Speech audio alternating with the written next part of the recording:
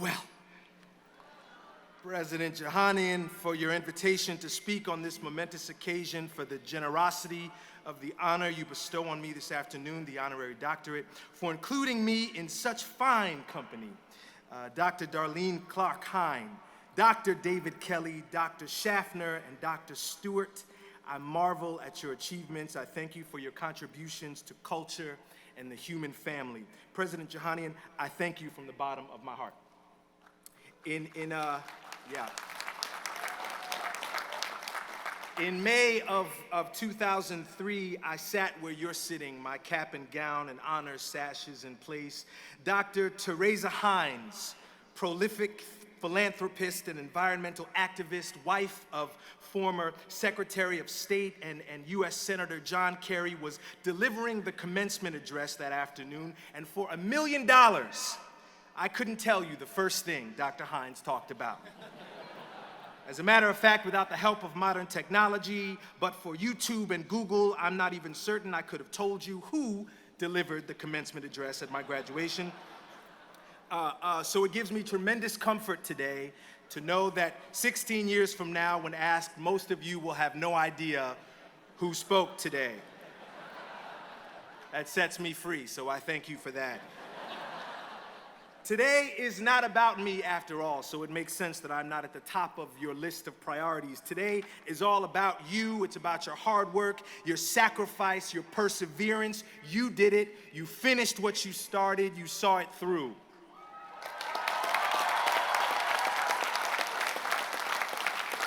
We're here to celebrate and commemorate the support and sacrifices made by your families, your partners, your parents, your grandparents, your children, your siblings. They share in your success today, your support network. So congratulations, families, you did it too.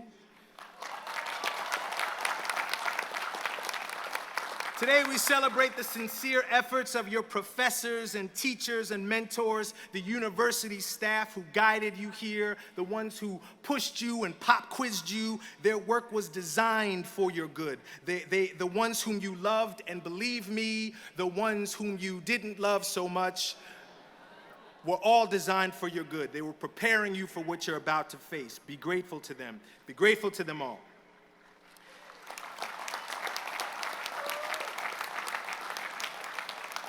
Today you will look to your friends and your classmates. You'll look them in the face and you'll tell them what they've meant to you. Their strength in numbers. You couldn't have done it without one another. I understand how you feel so well. I remember thinking and feeling those things as I ignored my commencement speaker. So in pondering just how exactly I ended up before you today, from that cap and gown to quite another, and looking for something to offer you today about what may have made my path unique or what was a key attribute, I discovered that if there has been a guiding force in my life, beyond being incredibly fortunate and blessed, it has only been intention. Intention. When you're starting out especially, as all of you are about to do, it falls under the purview of things over which you have complete control. Your honest intention. I get asked to speak quite a lot these days, and I think I know why. I played a small role in the making of a cultural phenomenon in New York City. I was Reverend Curtis on 3 seasons of Law & Order SVU. And people want to know what it's like to work with Mariska. I get it. If that's 90% of the reason, certainly the other 10% is the fact that I was also lucky enough to be a part of another cultural watershed moment as a member of the original company of Hamilton the Musical on Broadway. There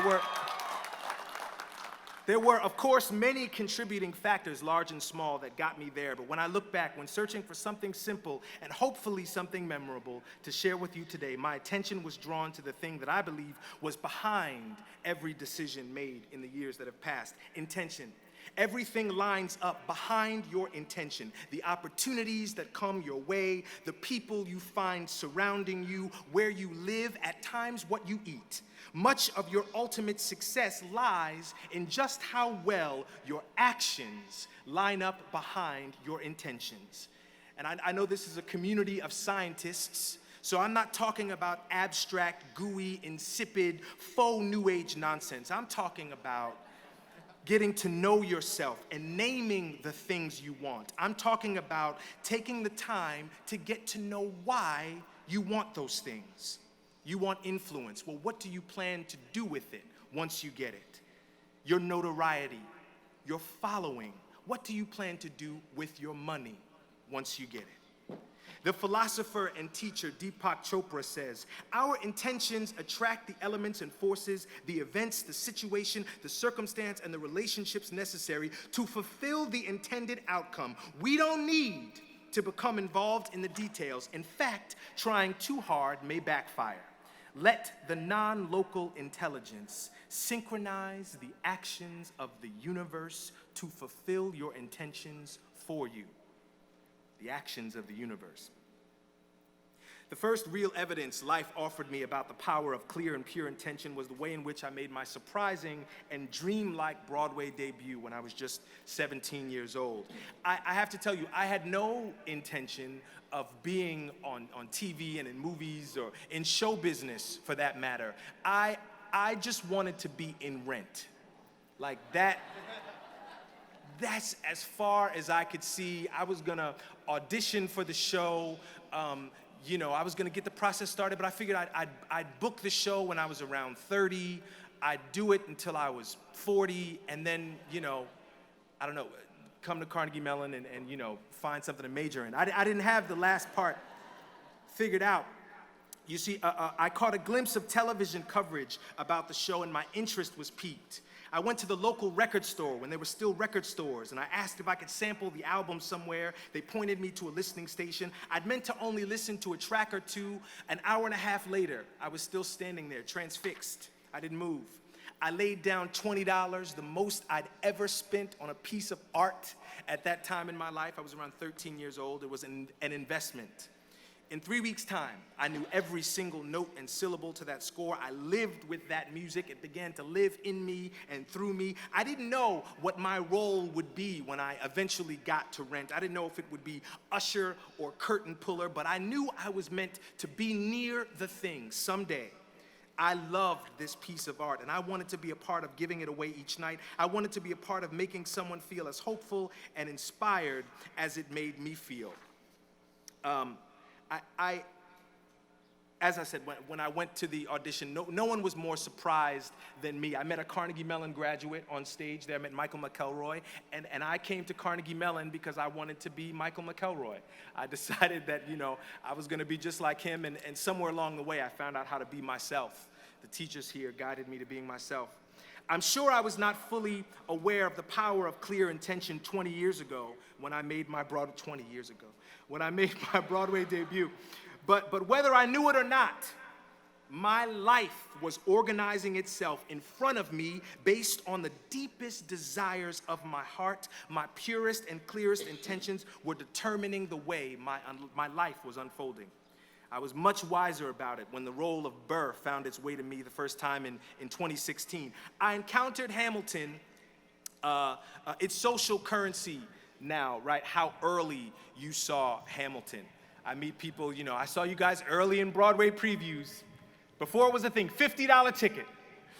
You meet somebody who won the lottery at the public theater, $10 ticket. Well, I saw it before all those people. I encountered the show in Poughkeepsie, New York, of all places, on the campus of Vassar. Poughkeepsie in the house. My wife was working in Poughkeepsie, and they were doing this thing up there called the Hamilton Mixtape. And I knew Lynn kind of casually, and I sent him a tweet, as you do. And this was, before Lynn was very, very famous. He still answered his tweets.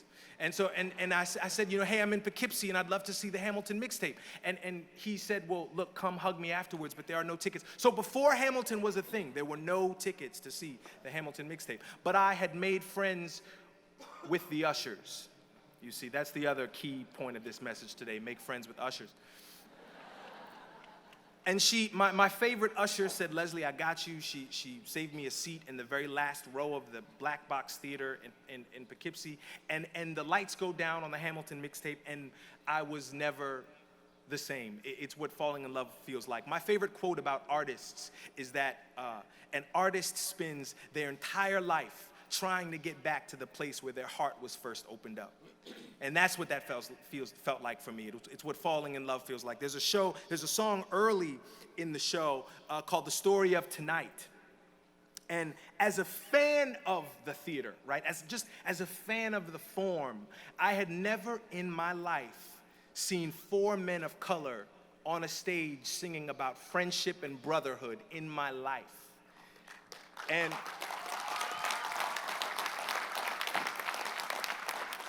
to me, that was the revolution. I committed to being the very first Hamill fan. I was going to bring everybody in my life that I knew to see this thing because I just thought it was so worthy and so valuable. I had no idea in a million years sitting on that last row that I would end up being a part of it. But I do remember the first time I heard Wait For It, the song finished, and I thought to myself, well, whomever gets to sing that song 8 shows a week is going to be a very lucky actor. And I was right. I was right. When I got an email from Lin-Manuel Miranda a few months later to be a part of the very first reading of Act 2, there was no way I was throwing away my opportunity. I prepared like I'd never prepared before. I loved this work of art long before I ever got to experience it from the inside. My goal was to show Lin how I felt about his work through my preparation. You see, we are speaking to the world around us all the time, speaking even before we utter a sound. Your clients, your patients, your coworkers, your bosses will respond to the conscientious way in which you prepare for interactions with them. You've begun the quiet, humble process already, after all, right here. You read and invented and wrote and dreamed of the world you will now endeavor to build. You've prepared and made your intentions known. May it continue from here.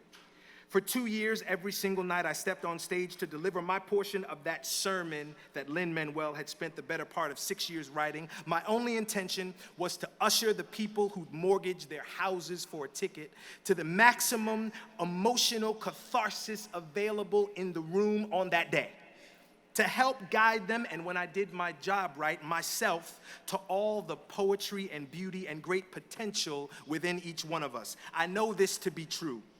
When you locate and display your genius and your greatness, you immediately give someone who's witnessing the permission to do the same. You inspire greatness with your greatness.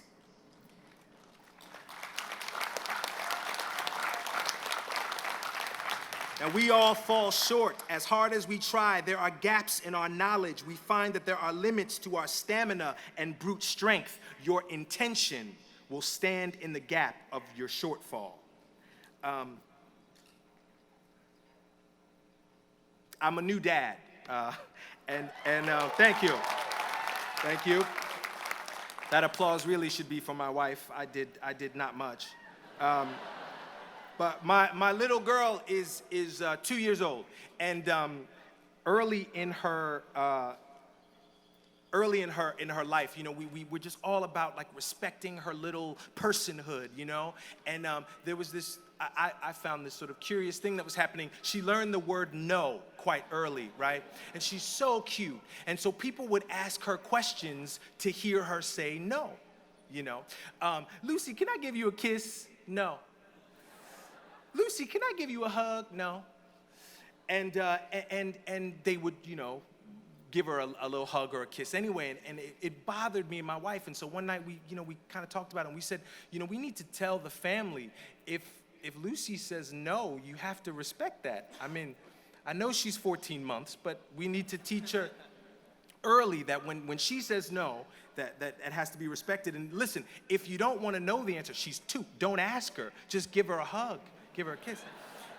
For right now, that's okay. But, you know, we're so worried already about the way we may injure her in the future, what scar we might unintentionally leave on our little girl that she's gonna spend years from healing from. It's enough to drive you to drink, but I focus on my intention. I'm familiar now with the circle of life and how becoming a parent helps you understand the way you were parented in the way you could never before. I place my faith in the highest possible intentions in all things these days, in raising my kid, in choosing my projects, recording music, in making speeches that I suspect will be forgotten. I hope you will do the same. We have so much work to do, class of 2019. Thank you so much.